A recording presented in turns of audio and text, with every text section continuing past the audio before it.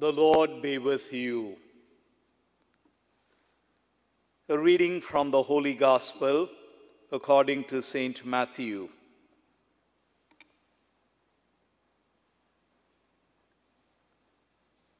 Jesus took Peter, James, and his brother John and led them up a high mountain by themselves, and he was transfigured before them. His face shone like the sun, and his clothes became white as light. And behold, Moses and Elijah appeared to them, conversing with him.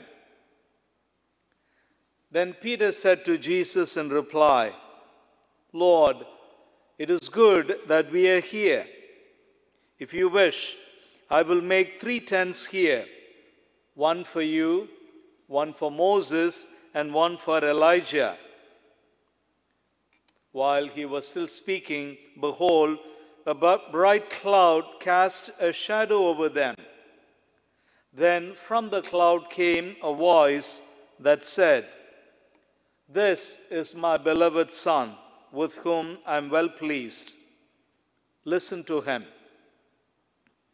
When the disciples heard this, they fell prostrate and were very much afraid.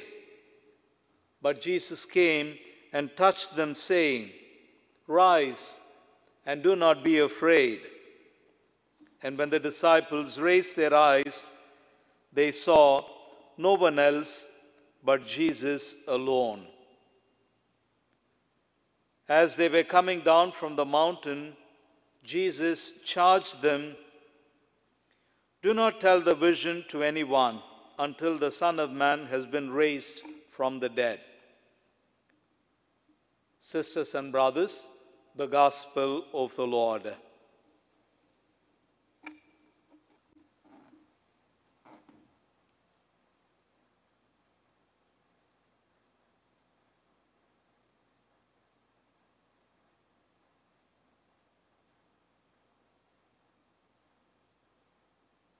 Today we celebrate the feast of the Transfiguration.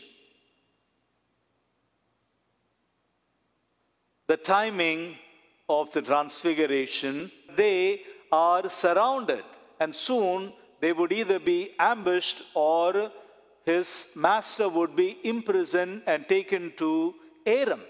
And so he runs into the house and tells the master, "Master, we have been surrounded.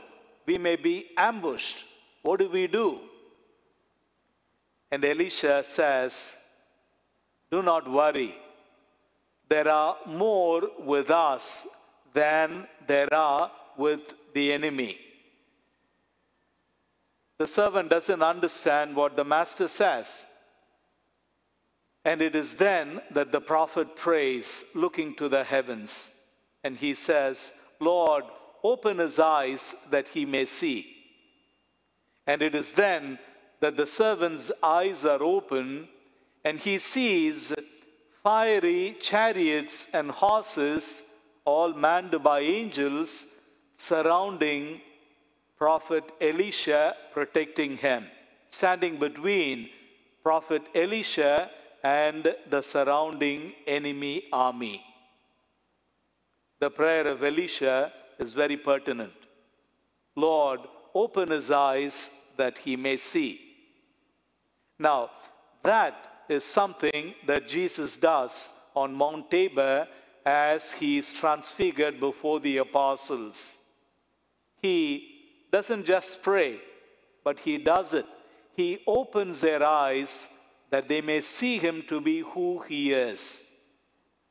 Now, the real miracle is not Jesus being transfigured, but that Jesus is able to hide that divinity in his humanity and be with the apostles as one of them. Sisters and brothers, you may be going through some difficult situation. You may be worried about some impending danger. Or if you are not fearful, you may be anxious. You do not know what the future holds. It is then that you need to pray this prayer of Elisha on yourself and for yourself. Lord, open my eyes that I may see. If only we can see the Lord for who He is, we will have no fear. Because, as Paul would say, if God is for us, who can be against us? These are difficult days, and I chuckle and giggle because I'm also sometimes caught in this pandemic. It has got so many ways in which it hurts us. There are days when I feel good, and there are days when I feel not so good. And there are also days when I find myself down and out. And it is then that I need to pray for myself, Lord, open my eyes that I may see. This is my prayer for you and for me and for our parish community today. Lord, open our eyes that we may see.